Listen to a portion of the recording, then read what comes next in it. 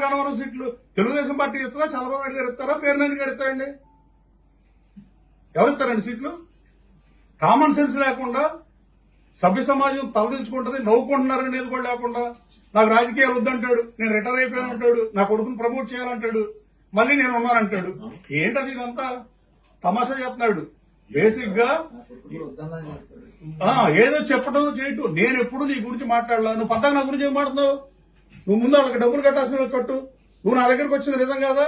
నీ పక్కన కూర్చున్నాడు మహోన్నత నాయకుడు అని జిందాబాద్ కొడుతున్నావు నువ్వు. అతను 2014 ఎన్నికల్లో నా దగ్గరికి వచ్చి కళ్ళమ్మ నీళ్లు పెట్టుకుంటే ఇవన్నీ మాడకూడదు. నేను మాట్లాడాల్సింది నేను మాడతా. నా గురించి మాడితే అసలు ఎవరిని ఉపేక్షించను.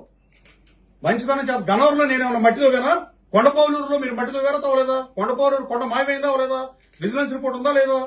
మెగాడేషన్ రోడ్డు లక్ష్మీ ఇన్ఫాని వేస్తే కేవలం 50% కూడా డబ్బులు కట్టల ప్రభుత్వానికి. వీటీపీఎస్ లో బూడిదికి గాని, పోలవరం కెనాల మీద మట్టికి గాని, ఊరినే దీని మీద రాకెట్ సైన్స్ అక్కడ జస్ట్ చిన్న ఎంక్వైరీ చేస్తే దొరికిపోయే దొంగలు. నేనేం మట్టితో వేనా? నేను మట్టి ఫ్రీగా ఇచ్చా గన్నవరంలో. నీలాగే నేను పీడిఎస్ బియ్యం తీసుకో ఆర్టికల్ రాసా. అన్నగారు పెట్టిన పథకం, అన్నం పెట్టిన పథకం అక్రమార్కులు ఫాలో అవుతుందని చెప్పి ఆంధ్రజ్యోతి ఆర్టికల్ చదువుకో. బందర్ పోర్టులో పోర్టు వల్ల 5 లక్షలు పెట్టి నేను ఆ రోజున ఆర్టికల్ రాసి ఆంధ్రజ్యోతి డబ్బులు ఇచ్చి ఆడేపించాను. ఆ అమరావతి రాజధానికి అడుగుతున్నారు. రాజకీయాలంటే ఇష్టం వల్ల రాజకీయాల్లోకి వచ్చా. మీరు నన్ను మోసం చేశారు. నేను జగన్మోహన్ రెడ్డి గారే చెప్పమని జగన్మోహన్ రెడ్డి గారితో అయినా జగన్మోహన్ రెడ్డి పాదయాత్రలో నీ ఊర్లో భోజనాలు ఎవడు పెట్టాడే? జగన్మోహన్ రెడ్డితో పాటు వచ్చినా నువ్వు పెట్టాలా భోజనాలు? నేను పెట్టాలా? ఇప్పుడు అతిథి ఇప్పుడు సుభాష్ గారు మన కాన్స్టిట్యూన్సీకి వస్తే ఆయనతో పాటు వచ్చిన మనుషులు మనం భోజనం పెడతాం, వేరే పెడతారా? తమాషా చేయకుండా ఊరుకుంటున్నారు కదా అని పద్దాగా ఏది పడితే అది వాగటం అంటే చొత్త ఊరుకుంటా రాజకీయాల్లోకి వచ్చామని డబ్బులు పోగొట్టుకుని.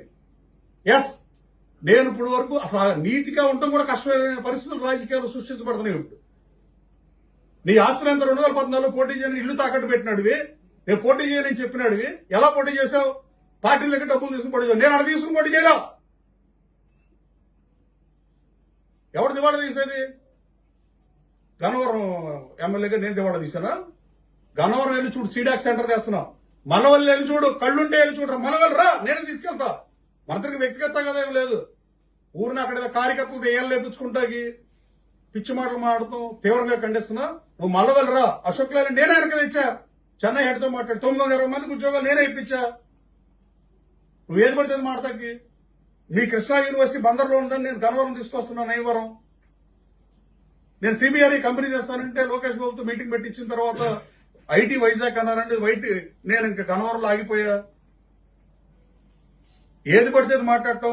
ఇప్పుడు అంతకుముందు కూడా అంతే. పద్దా గన్నవరం రావటం, అభ్యర్థి ఇళ్లే వీళ్ళకి సెల్ఫ్ డిక్లేర్డ్ వాళ్ళు. జగన్మోహన్ రెడ్డి నిన్ను సర్వనాశనం చేసిన వాళ్ళు వీళ్ళిద్దరు. నువ్వు వాళ్ళని ఇంటలెక్చువల్ స్మార్ట్, స్ట్రీట్ స్మార్ట్ అనుకునే నువ్వు తగిన మూల్యం చెల్లించావు అనుకుంటున్నా. నేను ఆ రోజే చెప్పా, చంద్రబాబు నాయుడు గారు సతీమణిని వ్యాఖ్యానించిన రోజు ఇది దుర్మార్గం, సభ్య సమాజం తలదించుకోవాల్సిన అవసరం ఉంది. మీరు అన్ని ప్రెస్ మీట్ పెడితే ఆ రోజు ప్రెస్ మీట్ పెట్టావా? పవన్ కళ్యాణ్ గారు పవన్ కళ్యాణ్ గారి ఫ్యాన్స్ కూడా విజ్ఞప్తి చేస్తున్నాం, దయచేసి మీరు కూడా రెస్పాండ్ అవ్వండి. ఇప్పుడు నేను ఎందుకు రెస్పాండ్ అయ్యానంటే నా మీద గుడివాడ గన్నవరం సీట్లు చంద్రబాబు నాయుడు గారు, లోకేష్ నాయుడు గారు తీసేస్తున్నారని వెటకారంగా సర్కేస్టిక్ గా అతను వెటకారానికి మామూలు కాన్సెప్ట్ కి తేడా తెలియదు అనుకుంటా అని చెప్తే అంటే ఈ సీట్లు ఖాళీగా ఉన్నాయంట, రావాలంట. నువ్వు రా, పోటీ చేద్దాం మన ఇద్దరం. ఊరిని హరికత చేయడం వేస్ట్. చంద్రబాబు నాయుడు గారు నీకు చెప్పాడు మా సీట్లు ఉండాలి. మేము సీట్లు బెగ్గింగ్ చేసామా?